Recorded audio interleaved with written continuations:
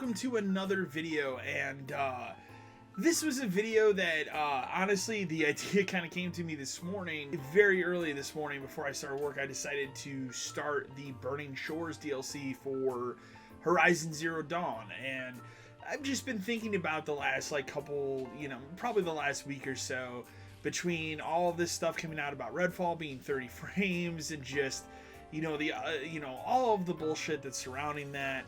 I realized as I started Burning Shores, there's a huge prestige with exclusives on PlayStation. Exclusive, first party, I can only play this on my fucking PlayStation. That is just absent on Xbox. And I wanted to discuss that today because I think it's time to start holding people accountable for the lack of polish, the lack of getting stuff out on time, just the lack in general of just getting shit done, basically, I guess would be the gist of this. So let's go ahead and dive into exactly what I'm talking about here. So obviously in the last week we got the news that Redfall is going to ship at 30 frames. They're going to patch this game to have a 60 frame mode down the road. There's no indication of how long that's going to take. It seems like they're running into some sort of CPU limit because the game runs 4-player co-op mode that doesn't have a tethering system. What that means is that 4 people can be in the same map instance at all 4 corners of the map, and it doesn't matter. And that's really ambitious if you kind of think about it. We kind of only ever scratched the surface of games having that in a 2-player sense. It's pretty rare to see that happen with a 4-player. And I'm not making excuses for it here or anything like that, because legitimately I've made the decision I'm not playing Redfall until it runs at 60 on the Xbox.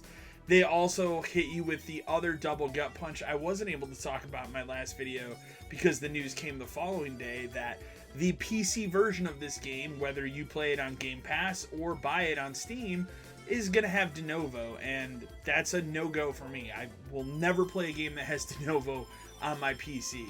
So it's a double fucking punch here, a gut punch of what should be the next step in redemption for Microsoft this year. We started the year really strong with the surprise shadow drop of Hi-Fi Rush, which is an excellent game, one I should go back to and finish so I can review it for the channel. And then obviously today, which I have not played it, I've heard really good reviews, and I am excited to try it out this evening. Minecraft Legends, I've heard really good things about it. I'm looking forward to diving into it and checking it out. I don't think I'm going to do a review or anything like that on the channel, but I've been tied up with, I just finished Resident Evil 4, put a review out for that, and now I'm getting ready to play Star Wars in the end of the month here, and so I'm kind of oh, I should do the Burning Shores. I'm not going to do a review of that either. It's DLC. I don't really do reviews of DLC, but I have stuff that I'm playing, obviously. So, but again, to get back on point here, we're 2 steps into what they're calling the year plan for this. And we still have Forza coming out this year. We still have Starfield coming out this year. There also could be one of the other long-awaited games coming out this year. There's rumors that maybe Avowed would come out this year, or that Hellblade game might finally fucking poke its head up out of the ground and release this year. I don't know, but this is setting a very bad precedence for Microsoft right now because it's just showing a lack of polish for their first-party titles. And when you look at the direct competition, especially this generation, you look at every Sony exclusive, whether it be the Dark Souls remake from launch, Miles Morales, that Ratchet and Clank game, God of War, Horizon Forbidden West, all of these games run at 60 frames. Do they have a graphic mode where it runs at 30? Absolutely, but they all have that option for 60 frames.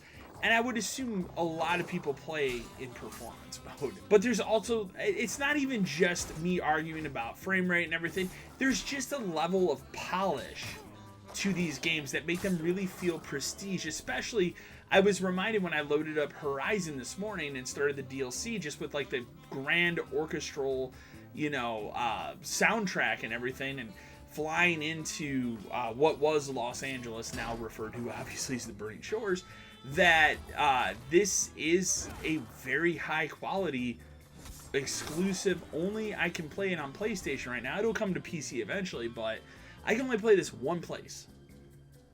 And when you look at Microsoft stuff, even putting aside the argument of, well, they put everything out on PC and that's fine, what do we have this generation? We have Halo Infinite. And Halo Infinite, and we need to address that elephant in the room as well. How the actual fuck did Microsoft let their number one franchise, basically their mascot of their fucking system, and like the whole brand for Xbox, fail to the point that 343 is crumbling right now? We've lost Frank O'Connor, we've lost Joseph Statham. These people have left in the last 2 weeks. These are major figureheads. Frank O'Connor has been there since the beginning. He's out. You know, like, people are just bouncing off of that studio. There doesn't seem to be any real clear direction for the future of Halo right now. They just keep talking about updating Halo Infinite, you know, and playlists and stuff. There's not going to be any single player DLC as far as we know. And that's kind of it. What's the future for Halo? What should they do? This, again, is your number one franchise, and you've let it fucking die. Like a slow and sad death. I mean, it was already dying after Halo 5. You know, we had all this reinvigoration with, we're making Halo Infinite, we're doing on a new engine, which then it turned out, well, it's not really a new engine, we just kind of stitched this old one together. And it's such a fucking mess.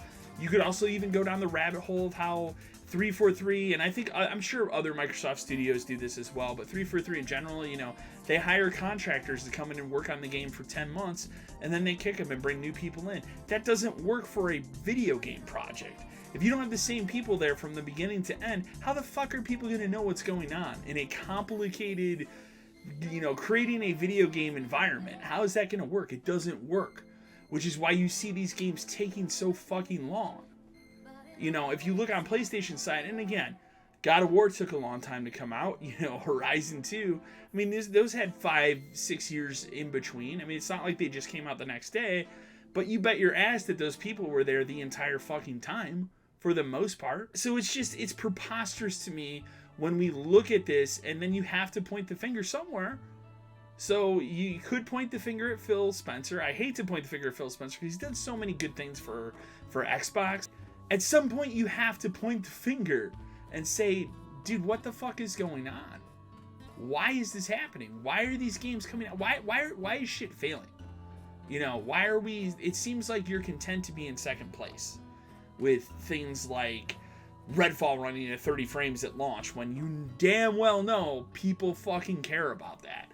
Or, you know, just no talk about games like Avowed and Hellblade, which has been, you know, in this infinite loop of, is it going to come out, is it not? We've known about that game since the end of 2020. Where the fuck is that game? It's almost as ridiculous as The Initiative, the quadruple A studio that Microsoft started to create big, huge AAA, quadruple A games. And their first idea is, hey, let's make a new Perfect Dark and outsource it to a studio that just made a very, very failed live service game in Marvel The Avengers. And then that game is, you know, who knows when it's going to come out? Is it even going to come out this console generation? Who fucking knows? We don't hear anything about Perfect Dark, like, ever.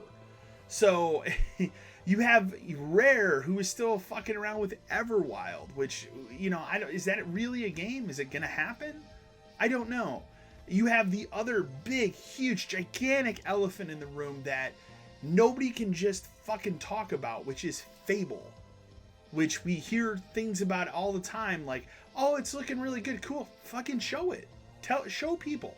If you put out a 2-minute trailer of Fable and just told people, hey, we're working on it, maybe even put out a release window of like spring 2024 or something, people would get excited about that. Now again, and I will back off and I'll say this, Microsoft does have an almost 2-hour press event in June around the E3 time, combined with Bethesda, where there's certainly, obviously they're going to talk about Starfield, but they're going to have fill that time with other games. So you have to think at this point, hey man, we're going to talk about Fable finally. We're going to talk about Avowed. We're going to talk about these games now.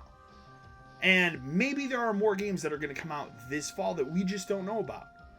You know, I would hope it's not just Starfield. But again, when you look on the competitor side, they're going to be launching a new Spider-Man game at this fall. And that probably is going to be their only exclusive game for the fall. But it's the only exclusive they need. Spider-Man sold like 50 million copies in its lifetime. Miles Morales sold about 20. That's 70 million on that franchise. And guess what? Spider-Man 2 is only on PS5. So guess what that's going to do? People are going to buy a fucking PlayStation 5 to play Spider-Man 2. I personally know a couple people that are going to go buy a PS5 to play Spider-Man 2. Like, this is what I'm talking about. So, you know, and I hate making videos like this because I hate picking on specific companies and stuff. I mean, obviously you guys know I'm a big Xbox fan. I own 2 Series X in my fucking house. Like, I'm excited to play upcoming. I was excited to play Redfall until this news. I'm still excited to play Diablo. That's not an exclusive. I'm still excited to play Starfield, although I'd also say, from everything I've heard, Starfield's probably going to be 30 frames as well on the console because Todd Howard doesn't seem interested in a performance mode, which means I'm going to play that game on PC. So, and I think a lot of people will. But it's time to start holding these people accountable. Phil Spencer, how about Matt Booty, the head of games? This dude should be out going to these studios, cracking the fucking whip. Hey man, let's get this done. Hey man, what's going on with what's going on with Fable? Well, when can we get to this point? Instead, it just seems like, and I could be totally wrong. I don't work for these companies, but it seems like they're just so lackadaisical about all these games, and it's just like, whatever. And you keep hearing the term, well, trust the plan, wait, the plan. Just trust the plan that they have. I'm tired of trusting the plan. I think, and again, I hate making console videos and console war videos because at the end of the day, I always own everything. I always plan everything. And I hate to specifically pick on Microsoft, but like, after the Redfall news, after some of this other stuff, it just seems preposterous to keep defending it, keep making excuses, when in the reality is we need to start holding these people accountable. What the fuck is going on? So, again, I'd love to hear in the comments below, what do you think? Do you think that we're going to have a massive blow up at the E3 time for this press conference? Are we going to see all this stuff? Is it going to be like Microsoft's Year of Dreams, like that Sony E3 in 2015 when we got all those great announcements? Is it going to be like that? Or do you think it's just going to be Microsoft, another swing and a miss? I don't know. So let me know. Please remember to like, share, and subscribe to the channel. And as always, till next time.